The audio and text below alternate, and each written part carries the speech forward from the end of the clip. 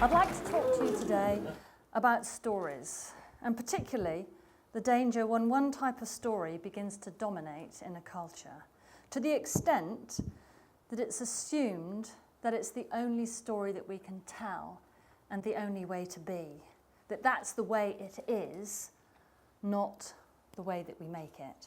And if you accept that human beings are storied animals, and creating and sharing stories about our experiences, our relationships, and giving meaning to events through the stories we tell, and that the stories that circulate in our culture are narrative resources in the creation of those stories, then what happens when there are no resources to help make sense of my life experiences? And what happens if the story that I want to tell is silenced in a culture? And what happens when the only story that I can tell is a negative one and might bring me shame? And telling it may damage my esteem and my mental health. And I'd like you to hold on to these questions as I begin to talk about the research that we've been doing in sport. In 2001, David Carless and I began interviewing high-performance athletes about their experiences in sport. And using a life history interview technique, we would ask people about what is your first childhood memory. And you can all try this now. What's the thing that you remember about your childhood? And we would ask them to tell us those stories. And then the next question is, okay, well, how did you get from there to where you are now? And these athletes would describe a narrative plot and a journey. And as they told us this journey, we would ask questions. What did that mean? Why did that mean? Why did you do that then? What happened next? And what are you looking forward to next? And what's going to happen next? And over the course of days for some athletes, weeks for others, and the course of several years, as we documented life trajectories in a longitudinal manner, we began to get a more fuller picture about what it means to be a high-performance athlete nowadays. And when we analysed all the stories that people told us, there were three different types of narrative, or plot, or script, that athletes would use to tell their story. And we've called these the performance, discovery, and relational narrative. And using an example of just one participant from the performance narrative group, I'd like to give you a flavour of what it sounds like from a participant who comes into that group. And these are the words of Georgie, and this is her story. I just love sport, any sport. You introduce me to a sport and I'll have a go. I'm very competitive. I suppose to see how good you can actually be, I need competition. That's why you went to go into it. At the end of the day, there's a trophy and there's a check and a notch in how many wins you've had. A lot of it's about winning. I think if I'm really honest and I come back from a tournament, I feel very proud and very strong. So winning makes me feel better about myself. I mean, one of the nicest feelings I've had is after I've been on a question of sport. And if it's been on a Friday night, on Saturday I go out into town with a few of my mates and I'm up there at the bar getting a few drinks. And I can see the blokes looking, thinking, I know you, don't I? That I love. It's an ego thing and it's great. I'd be a liar if I said any different. When I missed those cuts, I felt dreadful about myself. I was letting everyone down and myself. I had no self-esteem. Everything just went, totally. I was distraught. What do? You know, you feel lower and lower about yourself. It was a nightmare. But that's the nature of the beast. You're competitive. You want to achieve. You want to win. You want to be successful. I don't believe you can have a bad day in the office or on a tennis court or on a golf course and come off and be the person everyone wants me to be. That's not natural. I say the person in the job and the person in golf go together. I couldn't be successful without it being the most important thing in my life. My golf is more important than anything. If I was in a relationship, I would have to say to whoever it was, this is huge. It's not a job. It's not just a career. It's much more important than that. I think for all of us, it becomes our whole life because you can't possibly be successful without it being the most important thing in your life. Am I prepared to injure my body to win a golf tournament? It would appear so. This injury is years of punishment. I just have to learn to live with it. Retiring, that's a frightening thought to me, to be honest. You don't want it to come to an end. Right now, I feel it would be like losing a limb, because I haven't achieved what I want to achieve, and I can't imagine doing anything else. It's a huge part of my life. Massive. Now, athletes don't make up these scripts. These are stories that circulate in our culture for what to do while you're playing sport. Oh, I'm very proud of him. He's worked so hard. Or I'm sick as a parrot. Sayings, metaphors about glory, shame, how to be a hero. These are all stories that circulate in our culture, and especially in sport. Coaches ask their performers to give me 100%. You give me everything. Our Prime Minister said the whole country is proud when we won the Ashes. Our Minister for Sport a few years ago said, when you play sport, you play to win. That's my philosophy. And it's at the heart of a plan to change the culture in this country. What he wanted was records broken, medals and tournaments won.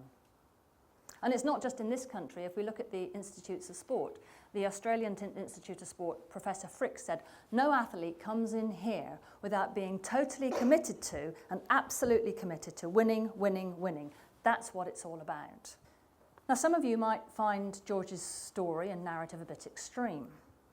And the problem with this narrative isn't that it's extreme, or in the end it leads to loss. And over time, when we've collected stories of athletes at the end of their careers, many athletes face depression and a very, very difficult and traumatic time adjusting to life outside of sport. And it isn't so problematic that it's shame when you play badly, and that your whole sense of self is on the line every time you step onto the performance pitch, which means life is a roller coaster. When you win, you're up. When you lose, you're down. When you win, you're up. When you lose, you're down. And it isn't that athletes are prepared to punish their body, and it's a language of sacrifice and dedication. No, the problem with this narrative, or the two problems, are one, people who tell this story say, all of us, and the second thing they say is you have to be that way. All of us have to be that way. All of us have to be that way. There is no room for any other type of story, no other type of way of being, and your actions, behaviour and intentions are valued under those terms. Now, I'd like you to hold on to the plot line and the characteristics of the performance narrative, that winning is everything, being dedicated, making sacrifices, and even injury are accepted, and it has to be that way, and it's the only way to succeed. And I'd like to introduce you to the discovery narrative. And again, this is in words of a multiple major tournament winner. When I was a kid, in my mind, it wasn't important to be the first or the second or the third. The important thing was to have a good time. And when I was an amateur and I started to be good and to win, about 15, 16 or 17, it was good, but it wasn't that important. What was important is that you get to go away for 4 days or a week, and you're in another city, another town, in another country with a different language, different food, and everything was exciting. And I thought, well, this is great. I'm really enjoying this. So if I was working in golf and I was good at golf, it would give me the opportunity to discover more. And that's what was interesting. Winning was important, but it wasn't the only thing. It was not, I have to win, win, win, only winning. No. I spent a lot of time playing, so winning was like getting a note from my teacher that I'd done a good job. It was personally satisfying. For me, what was important that golf was the conduit to be in different worlds. When I was in the States, I had a scholarship and I met my husband. And I went back from America when I was 19, and I said to my mum, I don't want to study anymore. I want to go to Denmark, and I want to work there, and I want to marry. Oh, it was like a disaster. Everything she thought for me was the best was suddenly broken.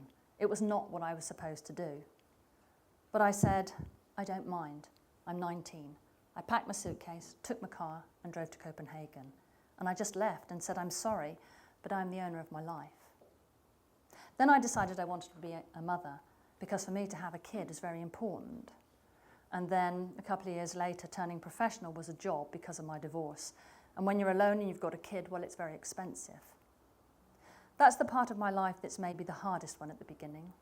My daughter was very small and it's difficult to go away. But no one ever asked about my daughter, about how I was coping, or the difficulties I was facing. My problems didn't interest them at all. But the day I played badly, or the tournaments I played badly in, it was not like I'm not good enough or I'm bad. No, I've less money.